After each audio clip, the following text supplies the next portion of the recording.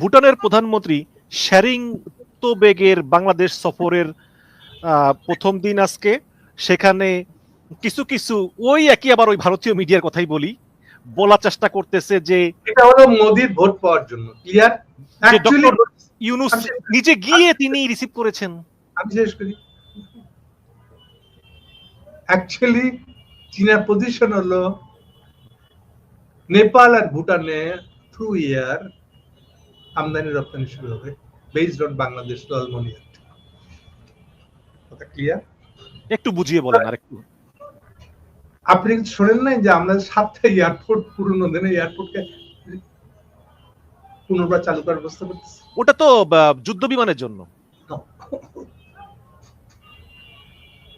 ওর একটা বড় অংশটাই হলো চীনের কোনো কাজ বাণিজ্যিক দিকটা ছাড়া করে না।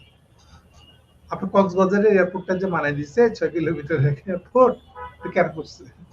কমার্শিয়াল দিক থেকে ডেফিনেটলি ওটা একই সঙ্গে স্ট্র্যাটেজিক, কিন্তু কমার্শিয়াল দিক আছে একটা।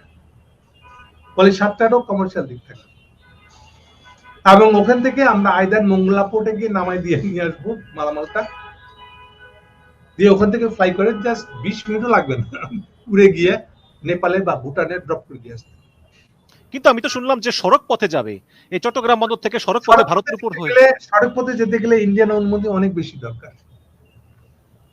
এখন ইন্ডিয়া ওটা বিনিময়ে বাংলাদেশের কাছে কি চাইবে না, মেলা কাছে আছে।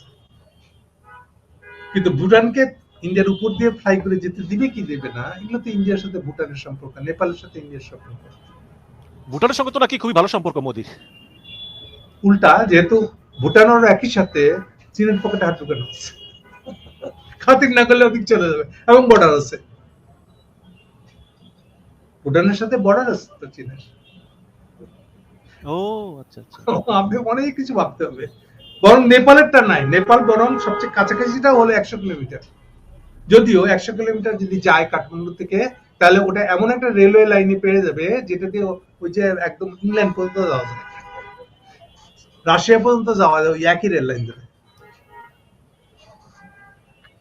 এখন ওই রেল লাইনটা, ওই 100 কিলোমিটার রাস্তাটা শেষ হয়েছে কিনা আমি জানি না, আমার আর খোঁজ নেওয়া হয়নি। আমি তো একখানে নেপাল নিয়ে এত পড়াশোনা করছি, আমার একটা বই আছে নেপাল নিয়ে, ওই বিপ্লবের সময়টা 15 সালের ব্যাপারটা। পরে কি হয়েছে আমি আর খবর নেই আসলে। আর এখনকার বাংলাদেশে তো বুঝতে পারেন যে এত ব্যস্ততার ভিতরে আর বাইরের দেশের খবর খুব কম রাখতে পারি, এখন সময় হয়ে ওঠে না, যে সময় হয়ে ওঠে না। কিন্তু তাহলে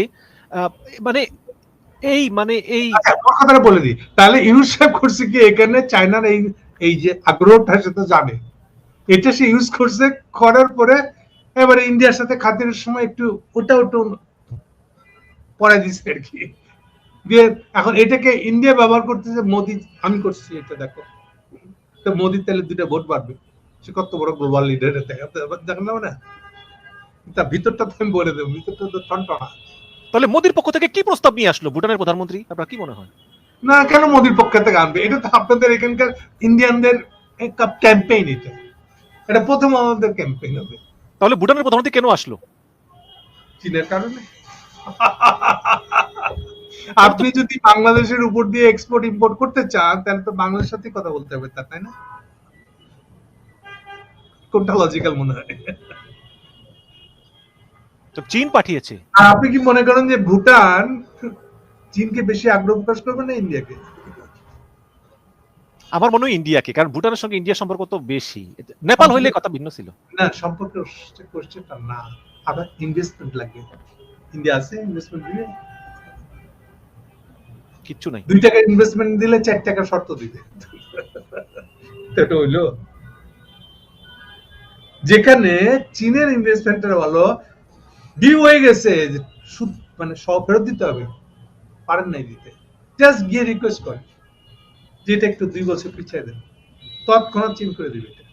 কারণ চীন এই সবগুলো সিদ্ধান্ত নেয় তার স্ট্র্যাটেজিক সুবিধা কোথায় তাই দিয়ে, সে টাকার ভিখারি না, টাকাটা সেকেন্ডারি তার কাছে।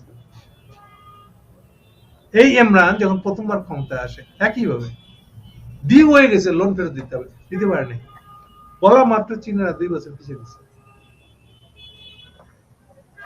বললাম না, চীনের কাছে জিনিসটা পুরোটাই সে ব্যবহার করে স্ট্র্যাটেজিক সুবিধা আছে কিনা, বাস একটাই কনসিডারেশন। আর এই টাকা ফেরত না পেলে তোর একে নিজের বাসায় ভাত ভাত চড়বে না চুলায় এমন না। এটা আমেরিকারও ছিল একসময়, 50-এর দশকে আমেরিকাতে এটাই হিউজ ক্যাপিটাল নিয়ে বসে আছে, ইনভেস্ট করার জায়গা খুঁজে পাইতেছে। তো চীনের তো আজকে এই অবস্থা। জি, তাহলে আমরা বুঝলাম যে ভুটানের প্রধানমন্ত্রী তিনি আসলে মূলত এসেছেন চীনের পরামর্শে বাংলাদেশের উপর নিজের স্বার্থে বাংলাদেশের সাথে যে নতুন এক্সপোর্ট রুটটা খুলতেছে, এক্সপোর্ট ইম্পোর্টের খুব ব্যাপারে ডেফিনেটলি কথা বলবে সে বাংলাদেশের সাথে। তাহলে নরেন্দ্র মোদী তাকে পাঠায়নি, এটা বলা যায়। সে বরং নরেন্দ্র মোদী এগুলো এড়াই চলেছে। এখনকার ভুটানের রাজা যথেষ্ট এই ব্যাপারে পড়াশোনা জানলো, খুব স্ট্র্যাটেজিক, কিন্তু ঝগড়া বাঁধাতে চায় না, আবার নিজের স্বার্থে যেটা ঠিকই পার করে নিয়ে চলে যায়। জি, এই যে জাতিসংঘ বলল, অ্যামনেস্টি ইন্টারন্যাশনাল বলল, হিউম্যান রাইটস ওয়াচ বলল, এরা সবাই বলল যে বিচারে ত্রুটি রয়ে গেছে, আমাদের ডেভিড বার্গম্যান সাহেব বলতেছে, তো এগুলো নিয়ে আসলে এক মিনিট হোল্ড করেন। এই যে ভলকার টুর্কের ইউএনের হিউম্যান রাইট অর্গানাইজেশন, সে কি কখনো বলছে? তার বলেছে, তার মুখপাত্র বলেছে।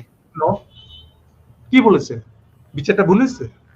না, সেটা বলে নাই, বলছে না, আমি বলে দিই পরিষ্কার করে, ও বলেছে যে আমরা মৃত্যুদণ্ড সমর্থন করি না, কিন্তু মৃত্যুদণ্ড দেওয়াটা উল্টা একটা হিউম্যান রাইট ভায়োলেশন কিনা, যেটা অ্যামনেস্টি ইন্টারন্যাশনাল বলছে। এই কথা অ্যাটলিস্ট ভলকার বলে নাই, ভলকারের অফিস বলে নাই। তো ওরা কি ভলকারের অফিসের চেয়ে বড় মানবতাবাদী, মানবাধিকারবাদী? কি মনে হয়? তার মানে এইটা হচ্ছে সে যে আসলে ব্যবসায়ী, সে তো মানবাধিকারের ব্যবসা করে খায়, এবং এই তাদের বেশি করে করবে, যাতে ইংল্যান্ডের অর্থনীতি ডুবে যাচ্ছে। ও তো সার্ভাইভ করার কোচিং হয়ে গেছে। দেখো, আপনি তো নিজে ইংল্যান্ড থেকে বুঝতেছেন ক্রাইসিসটা কত ডিপা, এবং ইরেসপেক্টিভ অফ ক্লাস সবাইকে এফেক্ট করছে এটা। মানে যত বড়ই কুতুবর না কেন, আজ যাই তো কাল যায়, আপনার সঞ্চিত সম্পদ শেষ হয়ে যাচ্ছে। ওই যে গুলিস্তানের কামান, এমনি বলি নাই কথাটা। হোল ওয়েস্ট মানে ইউরোপ ফাঁকা হয়ে যাবে, এশিয়াতে তারা চাকরি খুঁজে বেড়াবে। ঠিক যেভাবে এক সময় তারা চাকরি পাইছিল বলে বিভিন্ন শহর গড়ে উঠছিল, যে শহরে সে বসবাস করা শুরু করছিল, সে মানুষের এই মাইগ্রেশন প্যাটার্নটা কেন হয়েছিল? যেখানে চাকরির সুযোগ সুবিধা আছে সে তো ওখানে গিয়ে বসবাস শুরু করবে। তো সে এখন উল্টাটা হবে, সে যদি মনে করেন এশিয়া এসে পার্মানেন্টলি বসবাস করা শুরু করে, সে কি আর ইংল্যান্ডে বাড়ি রাখবে? ওই গ্রাম নয় শহর, তার বাড়িটা থাকবে, তা আগে ওটা বেঁচে দিবে, ওটা রেখে লাভ কি? সিম্পল হিসেবে আপনার গ্লোবাল ইকোনমিটা যেদিকে টার্ন নেবে ওরা তো সেদিকে যাবে, তাহলে কাজ পাবে কোথায়? এবং এটা টাইমিং আমি বলে দিচ্ছি, 28 সালের পর থেকে এটা হবে, অ্যারাউন্ড 28 এটা শুরু হবে থেকে। এই ট্রাম্পের এইবারকার টেনিওরও শেষ হবে 28-এ, এই জিনিসটা চেঞ্জ শুরু হয়ে যাবে 28-এ। যে কারণে আপনারা কেউ টের পাচ্ছেন না চীন কি পরিমাণ অ্যাগ্রেসিভ এখন। এই অ্যাগ্রেসিভনেস আমি চীনকে কখনো দেখিনি। 16 সালে ইভেন যখন বাইডেন লাস্ট বছর, ওটা 9 সাল তো গেছে, 16 সালও যতবার গেছে আমেরিকান প্রেসিডেন্ট, ততবার একটা না একটা ব্যবসায়িক সুবিধা হাতে ধরাই দিয়ে বলছে এসব জানগা, চিন্তা করেন না, আমরা আছি আপনার সাথে। আর এখন দেখেন ট্রাম্পকে উল্টা আঙুল দেখাচ্ছে, চ্যালেঞ্জ করতেছে। চীন সেই চীন নাই এখন, বিকজ তখন তারা মনে করেছিল আমাদের আরো প্রস্তুতি নেওয়ার দরকার আছে, সেই জন্য আমরা এখন এক্সট্রিম ভাষায় কথা বলবো না।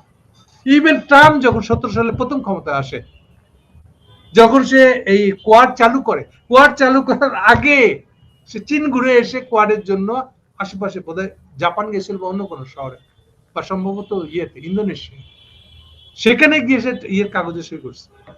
ইভেন একসাথে স্টেটমেন্টও দিতে পারেনি কোয়াডে, 4টা দেশের 4 রকমের স্টেটমেন্ট দেওয়া হয়েছে। এবং সেবারও ট্রাম্পের হাতে ওই বিজনেস সুবিধা দিচ্ছিল চায়না। 17 সালের কাহিনী করতেছে আপনাকে, এখন উল্টা।